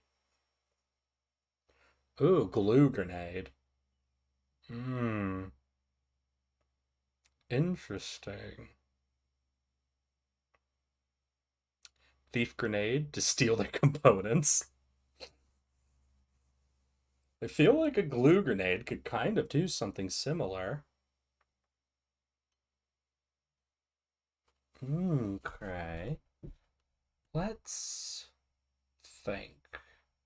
What would I want as a good basis for a gluing effect? Let's see here. Because I know adhesive. Maybe it adheres to anything it touches. A huge or smaller. Grappled. What is the effect of grappled? Their speed becomes 0 and it can't benefit from any bonus. Condition ends if condition also ends if the effect removes grappled. That doesn't quite work. Let's see here. Oh, let's see. D&D conditions. There we go. Dance grenade makes everyone dance and be distracted for 15 minutes. Hell yeah. So let's see. What else could be? A petrifying grenade would be interesting. Something based along... Oh god, what were they? Cock. Because the cockatrice has an interesting petrification that only lasts for a small amount of time. Well, a decently large amount of time. Though in grenade form, I could imagine it being even less. Cock. Eric. Alright. So I'm putting that up there. Okay. Restrained. There becomes 0. Attack rolls against 0. Unconscious. Exhausted. Stunned. Is incapacitated. They can't move and can't speak.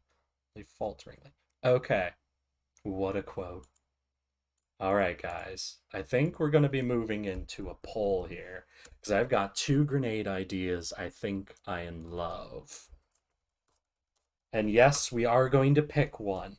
We cannot give them everything. So, the first is a glue grenade. This is basically going to cause a stunned effect, though they get to make strength saving throws every turn to break themselves out of it. And once it fully dries, which will be maybe over a course of 1 minute, it'll be easily shattered and broken out of. So stunned 1 minute. So it's kind of it's a very potent effect, but I'm going to give them a lot of saving throws to get out of it. And the last one I like is the petrifying grenade. A very dangerous little thing. Something that will have to fail 2 saving throws like they do against a cockatrice's venom. But if you fail both, well then, you're going to be out of the fight. You're going to be petrified. It'll be for a very short duration. This isn't a permanent petrification in any way, shape, or form. In fact, it might only last for a minute. Vote the glue monkey.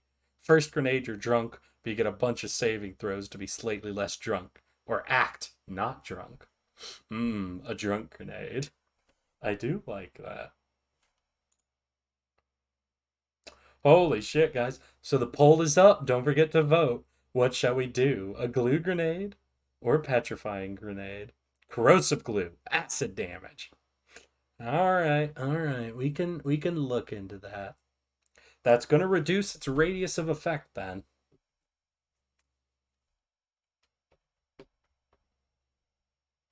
No, that is literally the first grenade. That's fair. All right, looks like we're doing the glue grenade. Very well then.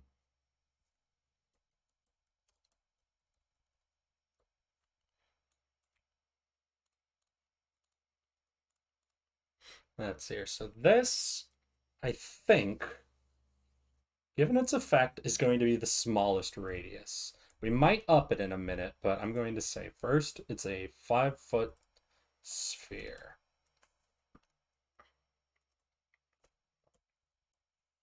Let's see here.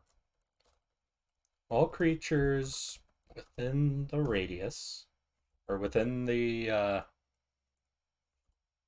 sphere, must make a strength saving throw. And I'll figure out the DCs later. Was invented by college kids having a good time. Must make a strength saving throw.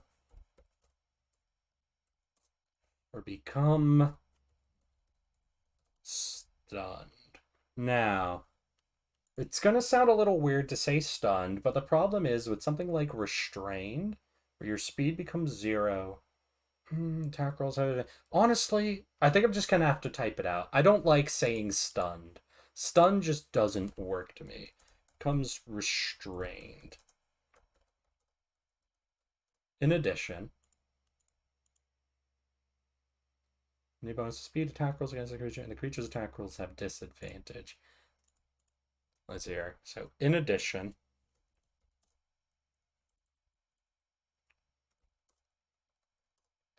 you cannot use a free action to drop or interact with any object.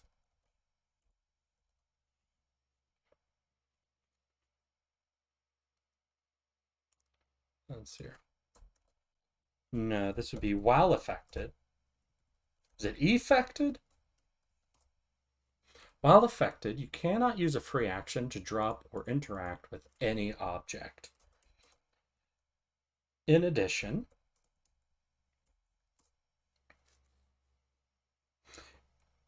let's hear. In addition, you cannot perform any complicated somatic actions. There we go. Affected, I think. Effect is the end result. Affect is the action. Okay. While affected, you cannot use it. So, the glue grenade has a 5-foot square. All creatures within the sphere must make a strength saving throw or become restrained. While affected, you cannot use a free action to drop or interact with any object. In addition, you cannot perform any complicated somatic actions. At least I'm pretty sure. That's fair enough. Let's see here. So you may use an action at the end of each turn to make another. Oh, that just got messed up. Another strength saving throw. All right. I hope to see some creative glue use. Hell yeah. No, I'm a little scared to give all this to fucking NPCs because I know the party is going to kill or capture someone, steal their grenades, and go ham with them. My hands got glued. I'll just grab his hands as well. Then we're both glued. Hell yeah. All right. I think for our first run, We still have a lot of stats to go into on them, but for the first main portion of this, I really like what we've done so far. They've got some interesting grenade options. They're very well set defensively, and we've fixed them up with a fun little feature that makes them all inherently dangerous to casters.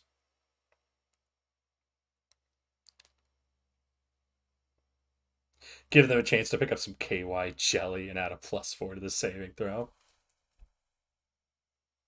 Oh, yeah, they will totally destroy anyone if they start getting their hands on a bunch of grenades, but I think for now that is fine.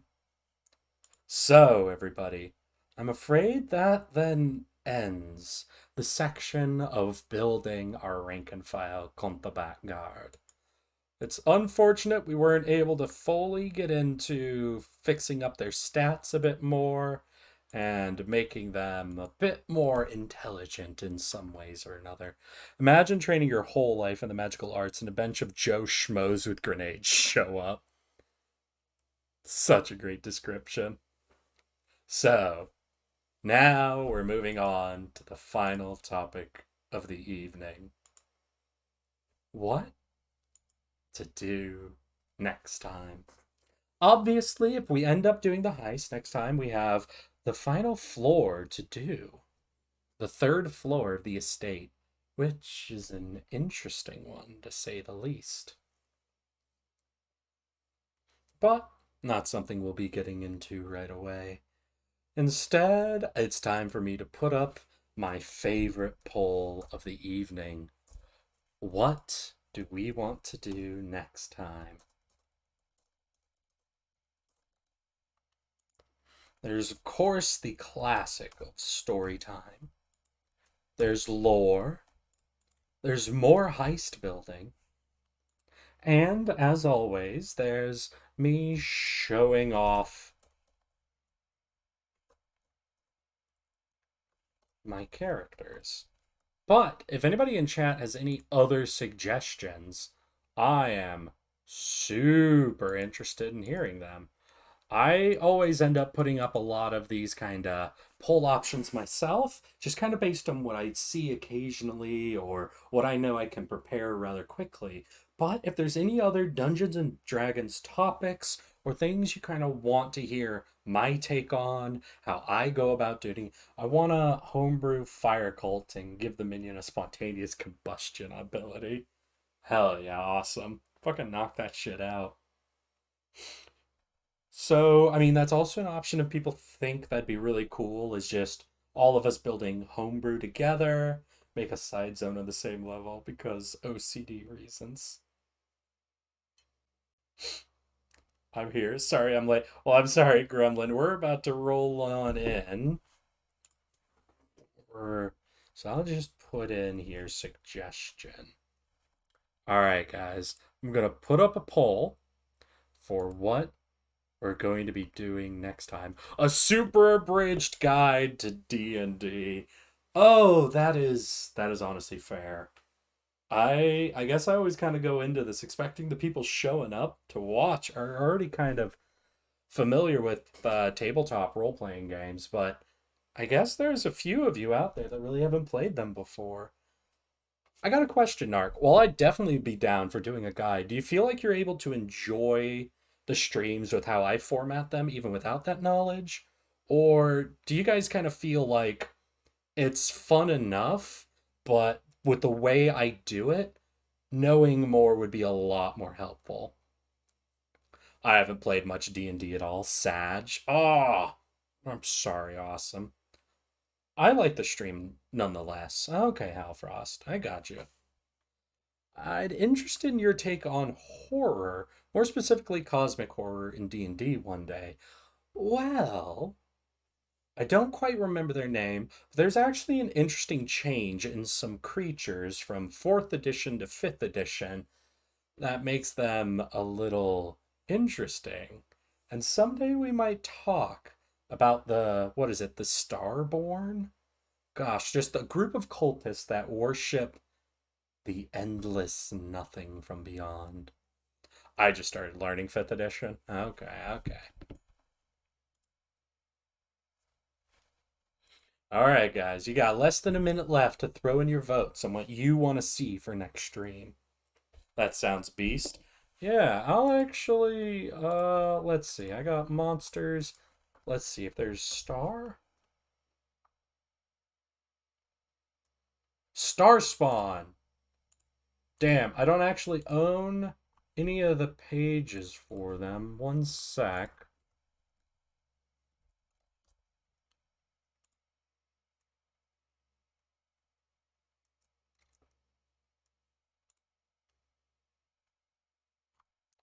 See if I could just pull something up for all y'all to look at. Oh shit. But it looks like next stream we're going to be going ahead and trying to finish off as much of the heist as possible. Well, isn't that exciting? Well, then, I'll have to work really hard over the next week because I'm going to need to get the second floor built out and finished to show off to you guys before then. And then next stream, we'll go ahead and move on to creating the third floor of the estate.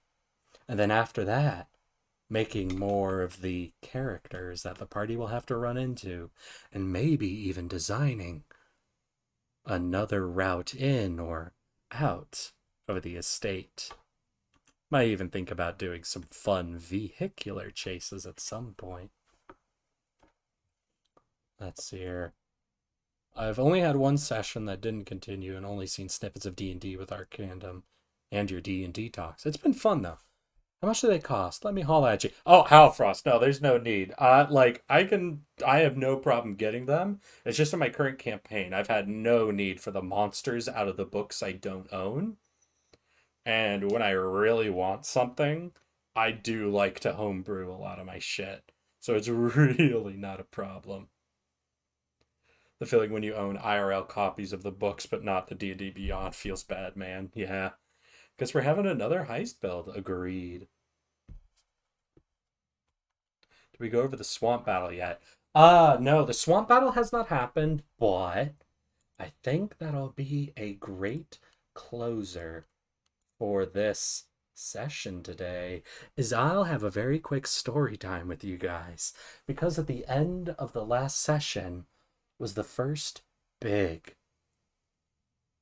foreshadow to that event. So I'm actually gonna go ahead and just get myself nice and ready for a quick story time here. There we are. There we go. Everybody settled in. We're gonna have a really short story time. How are you guys doing? You all feeling good? Yes. All right. Is it possible to ask on how to work a homebrew boss monster for an upcoming game? Hell yeah, Vulcan. If you want to DM me or anything at all, I love looking at other people's homebrew, talking about different balance things and what I like and don't like. Or if you want to slip it in any other time, I'd be more than happy during next session, right at the end, kind of bringing up your deal and showing you kind of what I would do for it or what I would change. Honestly, I really love that idea, but if you're more wanting some immediate results, just DM me and I can tell you what I think.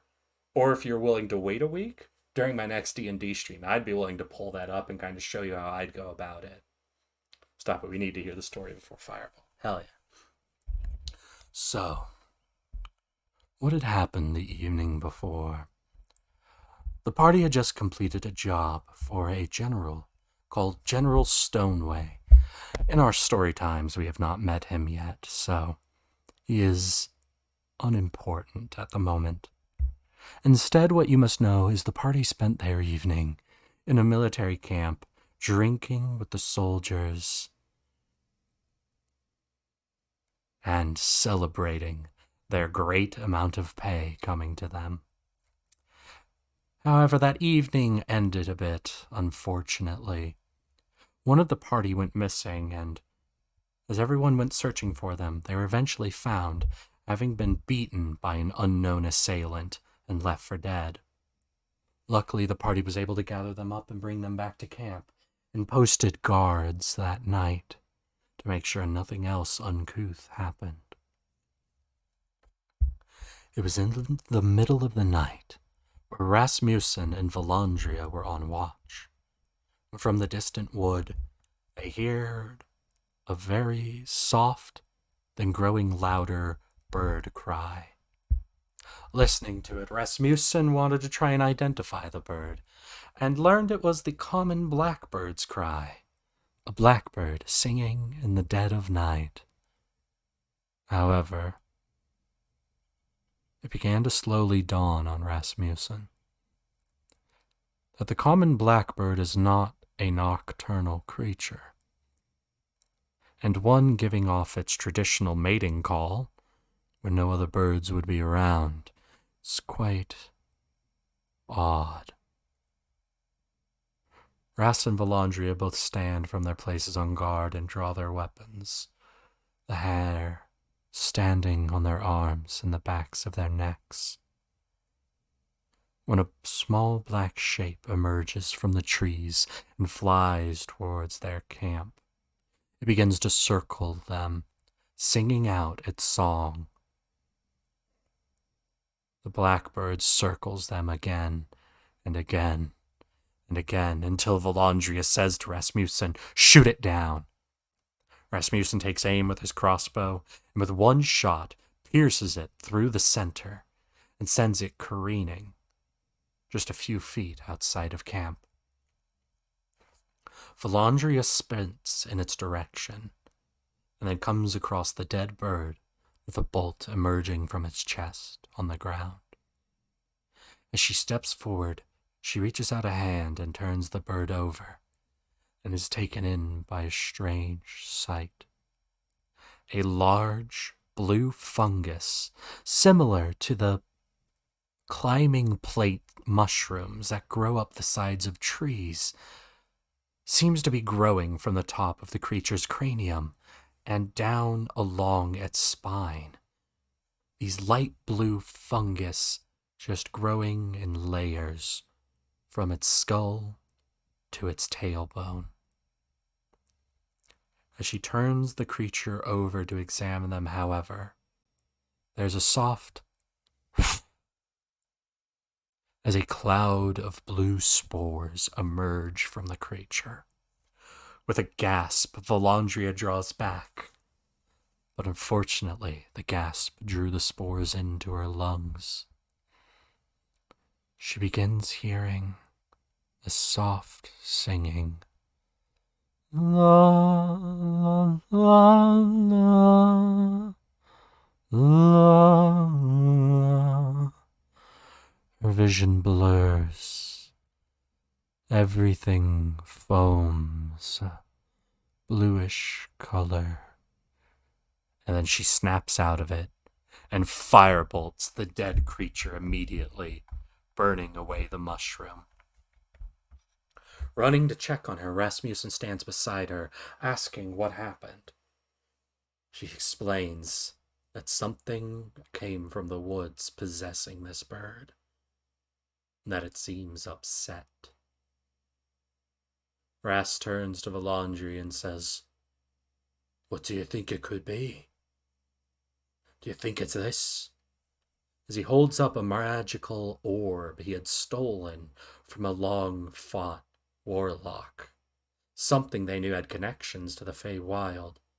They both stare into the orb, as suddenly a beam of light seems to be reflected on its surface.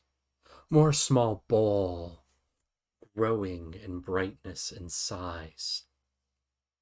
As the two stare at it, they realize, though, the light is not emerging from the orb. It's simply reflected off of it. In fact, everything's getting a bit brighter. There's light a bit all around them. Except, of course, their shadows, which are stretching out in front of. Both of them begin to turn slowly, as behind them they see a glowing will-o'-the-wisp. And that is where that session ended, and where the foreshadowing of a very interesting hag has been set up. Thank you all for joining me for today's Dungeons and Dragons stream. I sure hope you all had a lot of fun helping me kind of build out the second floor and design the basic Comte de Bat guard. Even though some of you I know aren't super experienced with Dungeons and Dragons, I hope you still had fun and felt like you were able to throw out some suggestions that I was able to take and run with. And finally, I hope you are all excited for our next session, where we will be continuing the heist build and seeing what last few elements we can add to the heist of the Milford Estate. I'm sad you couldn't make it too, Gremlin, though I hope you'll be here next week. Well then, thank you all for coming, and I'd like to wish you all a good night.